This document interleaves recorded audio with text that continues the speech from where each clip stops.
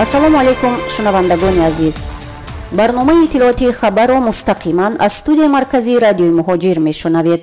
имрӯз оғози ҳафтаи нав 11 январи соли 2021. дар Русия аз 10 январ назорат аз болои гардиши пули нақд пурзур мешавад. аз рӯи тағйиротҳои ба қонун даровардашуда ҳамаи маълумотҳо оиди гардиши маблағи аз 600 000 зиёд ба Росфинмониторинг ирсол мешавад.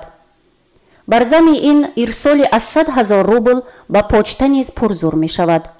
мин баъд пур намудани ҳисоби телефонҳои мобилӣ низ ба ин маблағ ғайриимкон мешавад.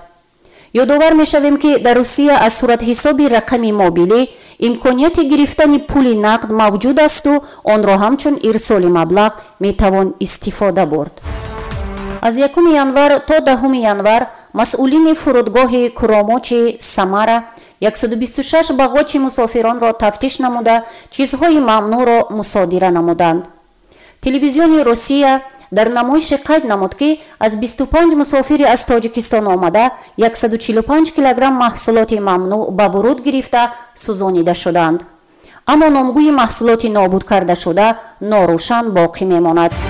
қазияи соли гузашта дар фурудгоҳи Уфаи Бошқирдистон ки аз мусофири тоҷик 6.6 килограмм асалро мусодира намуда буданд, метавонад далели он гардад ки аз Тоҷикистон ба Русия асосан маводи хӯрока меоранду на ҳамаи мусофирон маҳсулоти худро дуруст ҳуҷҷатгузорӣ мекунанд.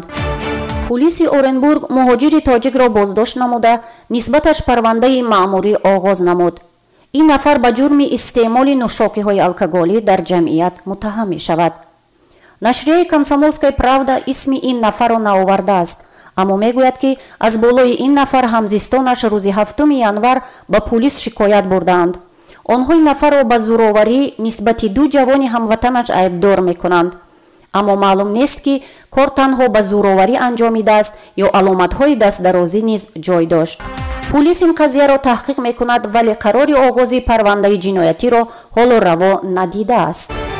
тафсилоти боздошти Лутфиддин Рузиматов дар Сочи ки дар қазияи полковники хадамоти амнияти Самара ҳамчун шоҳид иштирок дорад, оммавӣ шуд. Рузиматовро ки ҳамчун Лёня Таджик маъруф аст, тирамоҳи гузашта пулиси Сочи боздошт намуда буд. аз манзили ӯ дар ноҳияи Хостински Сочи 8 баста дарёфт шуд ки дар умум 9.5 килограмм героин доштанд.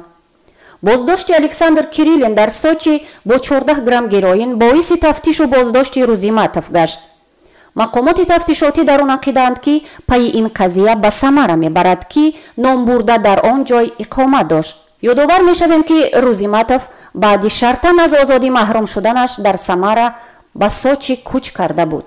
қарори ихроҷи роҳбари ҷамъияти тоҷикони Самара Саидасрор Мирзоев қонунӣ шуд. ёдовар мешавем ки додгоҳи ноҳияи Совети Самара ҳанӯз 23 декабр Мирзоевро ба 2000 рубл ҷарима ва ба маҷбуран ихроҷ намудан қарор карда буд. ҳимоятгарони номбурда аз болои ин қарор ба додгоҳи зинаи болоӣ шикоят бурданд, вале ин қарор бетағйир монд. аз рӯи гуфтаҳои ҳимоятчии Мирзоев Александр Паулов ӯро кормандони пулиси Самара латукуб намуда маҷбур намуданд ки бар зидди худ шаҳода диҳад. аз рӯи ин ҳалнома ҳимоятчӣ боз шикоят хоҳад кард, аммо мақомоти Самара ибтидо аз имрӯз метавонанд Саидасрор Мирзоевро ба Тоҷикистон ихроҷ намоянд. ин буд пахши мустақими хабарии радиои муҳоҷир. тансиҳату муваффақ бошед азизон.